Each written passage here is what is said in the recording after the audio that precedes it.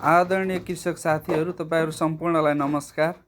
आज हामी पुनः अर्को एउटा नयाँ भिडियो लिएर तपाईहरू माझ उपस्थित भएका छौँ।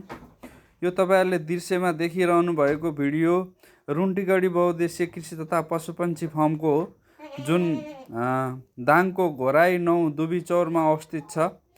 यसको प्रोप्राइटर सीता बुढा हुनुहुन्छ भने उहाँलाई सँगसँगै थमन बुढा उहाँका श्रीमानले यस कार्यमा साथ दिइरहनु भएको छ।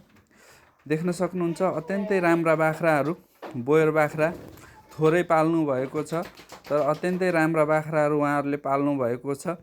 उहाँसँग मेरो कुरा पनि भएको थियो र मुनाफा पनि थोरै पाल्ने, क्वालिटीका बाख्राहरू पाल्ने, क्वान्टिटीमा भन्दा पनि क्वालिटीमा ध्यान दिएर उहाँले चाहिँ बाख्रा पालन गरिरहनु भएको छ। अत्यन्तै राम्रा छन् बाख्राहरू।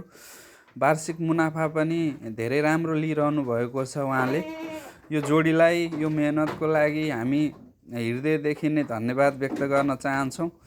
हामीहरूलाई पनि त्यहाँबाट चाहिँ 1-2वटा पाठापाठी ल्याउने अवसर जुराइदिनु भएकोमा उहाँहरूलाई धेरै धेरै धन्यवाद छ। ल हेर्नुहोस् किसान साथीहरू, तपाईँहरूले पनि आफ्नो फर्ममा थोरै सङ्ख्यामा बाख्राहरू पालेर यसरी मुनाफा लिन सक्नुहुन्छ।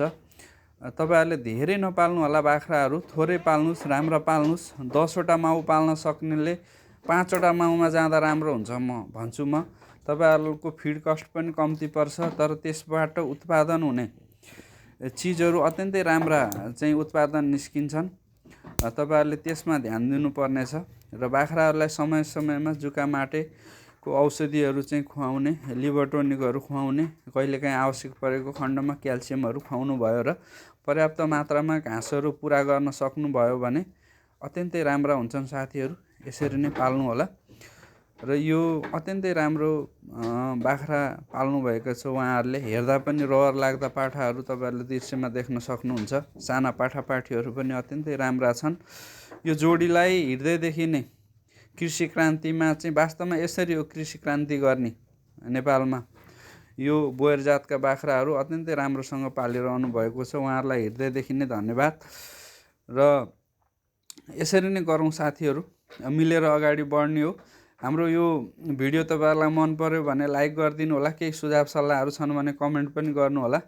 र यो च्यानललाई माया गर्नका लागि यस च्यानललाई सब्सक्राइब पनि गर्नु होला साथीहरू। र यही भन्न चाहन्छु।